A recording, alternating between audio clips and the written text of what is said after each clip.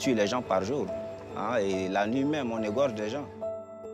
On a quitté la maison le matin parce qu'il y avait les coups de feu partout. Mon deuxième garçon, il a été tué. Et son père aussi a été tué à Batangafo, là. Depuis 10 ans, et avant même la chute du président Bozizé en 2013, la République centrafricaine a traversé de nombreuses crises. La guerre civile actuelle voit s'affronter des milices armées sur des bases de conflits politiques, ethniques et religieux. Conséquence, cette guerre se caractérise par de nombreuses exactions contre les civils, musulmans ou chrétiens. Un grand nombre d'entre eux fuient les villages pour se réfugier dans des camps. La situation débouche ainsi sur une crise humanitaire importante.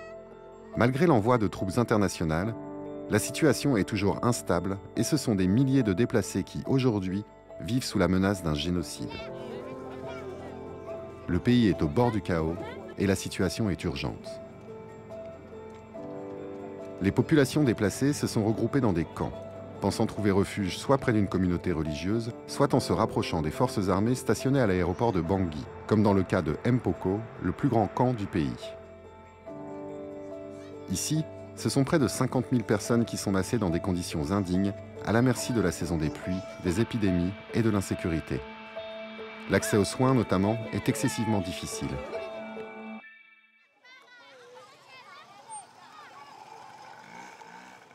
La population était abandonnée à elle-même. C'était vraiment une zone insécurisée où il y avait toujours des coups de feu, des coups d'armes. Les populations étaient terrées chez eux. Il n'y avait pas moyen d'accéder aux soins. Il n'y avait pas d'hôpital. Tous les hôpitaux étaient fermés. Et là, on a choisi cet endroit-là pour venir aider, pour prêter main forte, pour permettre à la population d'accéder aux soins de santé. Les nombreuses ONG présentes ouvrent des cliniques mobiles ou soutiennent des centres de santé déjà existants pour être au plus proche des patients. Mais le problème principal des ONG médicales est l'accès aux médicaments, les voies d'approvisionnement étant coupées ou les stocks ayant été pillés. Nous avons de grosses difficultés à nous approvisionner localement. Au jour d'aujourd'hui, nous sommes obligés de faire des commandes internationales, vu la durée que ça met entre l'Europe, l'Afrique. Et puis aujourd'hui, la plupart de nos médicaments arrivent par la République du Cameroun et par voie routière, jusqu'ici, avec tous les risques qu'on peut rencontrer lors du transport de Douala à Bangui. L'accès aux médicaments est donc un enjeu crucial, et c'est la mission que s'est donnée Tulip depuis près de 30 ans. L'association intervient dans près de 20 pays. En Centrafrique, elle est intervenue une première fois auprès de la Croix-Rouge française, juste après le premier coup d'État en avril 2013. Suite à l'escalade de violence en décembre 2013, Tulip a répondu à l'appel de plusieurs ONG supplémentaires, dont PUAMI, l'Ordre de Malte et Alima, afin de leur fournir des traitements de base et de les rendre opérationnels au plus vite. Tulip est ainsi intervenue pour permettre à plusieurs ONG de réagir dans l'urgence en fournissant des produits de santé. On avait reçu des mâles tulipes. Je dirais que ces mâles tulipes nous a vraiment aidé pour donner des soins. Pendant la situation d'urgence où on vivait, il y avait un problème d'approvisionnement en eau potable. Dans les tulipes, il y avait des antiparasitaires, des vermifuges. Et puis on avait également des flagellaires qui nous a permis de traiter beaucoup de cas de diarrhée qu'on avait reçus. Donc je dirais que les mâles tulipes nous a vraiment aidé.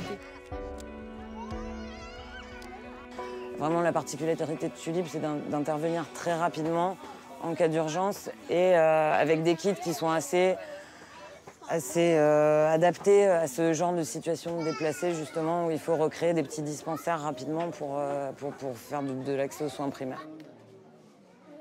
La directrice de Tulip, pharmacienne, se rend régulièrement sur le terrain pour surveiller le bon usage des médicaments, car la sécurisation du don de médicaments est essentielle. Alors, on a eu les financements, maintenant il faut faire des commandes internationales. Donc, heureusement pour nous, on a eu les médicaments de Tulip qui nous ont permis de couvrir en attendant que les commandes internationales arrivent. Voilà. Tulip est une association qui fédère les dons des entreprises de santé pour mieux répondre aux besoins des ONG à vocation médicale. elle est l'élément charnière et indispensable entre la générosité des donateurs et les besoins des bénéficiaires. Tulip est un organisme extrêmement professionnel, un établissement pharmaceutique, donc quelque part nous leur transférons la responsabilité pharmaceutique, dirigée par une pharmacienne qui connaît le terrain, qui évalue les besoins des ONG avec elle sur le terrain. Et ceci donne vraiment un sentiment de sécurisation en fait, du don de médicaments, ce qui est notre objectif, parce que le médicament n'est pas un don comme un autre. Grâce à son entrepôt à Gare au Nord, proche de l'aéroport Charles de Gaulle, Tulip peut être réactif et envoyer en moins de 24 heures des médicaments n'importe où dans le monde. C'est surtout la logique de kit qui permet de répondre au mieux aux besoins des ONG. Tulip fait 3 types de kits. Un kit d'urgence pour les premiers soins, ainsi que 2 kits de traitement de base, adultes et pédiatriques. Cette logique, bien plus que des médicaments en vrac, permet aux ONG d'être efficaces le plus rapidement possible. Souvent, les organisations sur place sont en attente. L'objectif de Tulip est d'agir au plus vite pour leur permettre de pouvoir commencer à travailler et de sauver des vies. Lors de l'urgence en Centrafrique, Tulip a distribué 75 kits médicaux ainsi que des médicaments en vrac, apportant ainsi sur le terrain plus de 4 tonnes de produits de santé.